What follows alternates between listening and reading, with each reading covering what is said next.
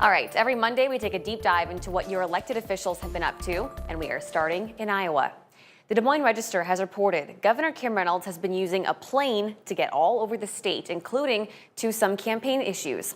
Here to help break things down for us is Dana Searles of our sister station, WOI in Des Moines. All right, Dana, what is this plane and what is the Des Moines Register reporting that the governor is using it for? Yes, hi Shelby. So the Des Moines Register first reported that Governor Reynolds has been using specifically an Iowa State Patrol plane to get to various different things and execute different travels throughout the state. Now, this is interesting because it's different from what former Governor Terry Branstad initially preached, saying that using planes for executive travel was a poor use of public funds. Now, the Register first reported that she was using this for various political events to get to different campaign events, etc. So in a press conference during the week, Governor Reynolds spoke with reporters about this. Of course, this was asked because there was a lot of talks about this and kind of looking for a lot more answers surrounding this. Now, Governor Reynolds did confirm that she does work with Iowa State Patrol to get to different parts of the state. And in the press conference, she said, quote, "I do not feel bad about doing it."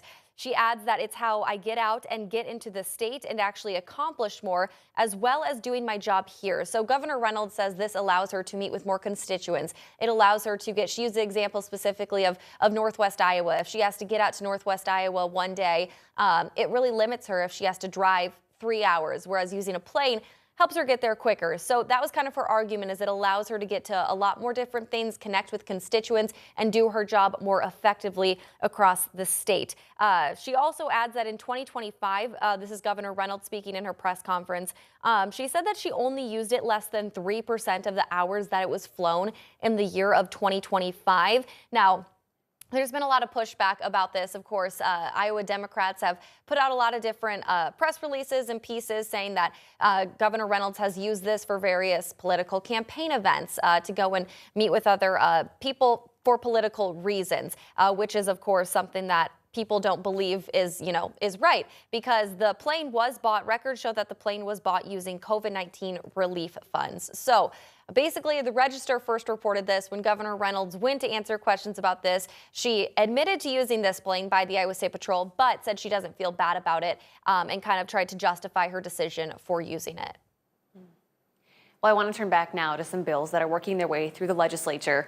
One that has already passed the House and is now being debated on in the Senate would require English-only driver's license tests. Right now, Iowa offers about 20 different languages when it comes to your driver's license test. What's the argument to getting rid of all of those and making it English only? Kind of a similar argument, saying that those for this bill are saying this would promote safety on the roads.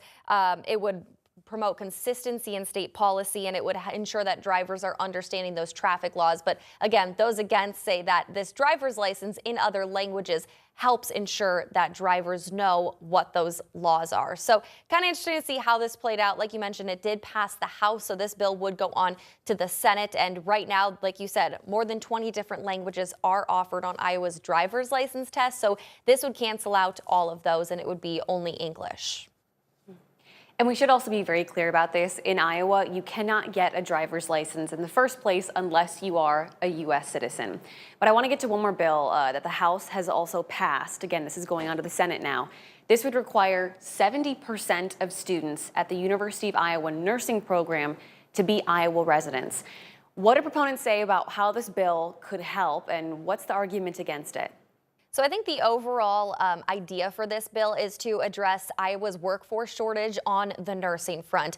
It's interesting, this is pretty similar to a bill that was signed into law last legislative session, where it required University of Iowa dental and medical schools to accept 80% of their students as Iowa residents. So this would be the same, but for nursing school, and this would only be 70%. So like I said, a big reason is to address those workforce shortages. We know that a lot of different lawmakers, a lot of different state leaders have talked about that nursing shortage in Iowa's workforce. So those who are proposing this bill want this to kind of help address that and keep people in the state. Now, those against this bill are saying that this would promote a lot more competition, and it could limit more opportunities recruiting outside the state. Right now, I do want to note about 60% of nursing students at University of Iowa are residents of the state, but that's without a set quota. So this quota would be that 70% mark. So it would be interesting to see how it would kind of play out. But we've already seen this done last year with University of Iowa's dental and medical schools.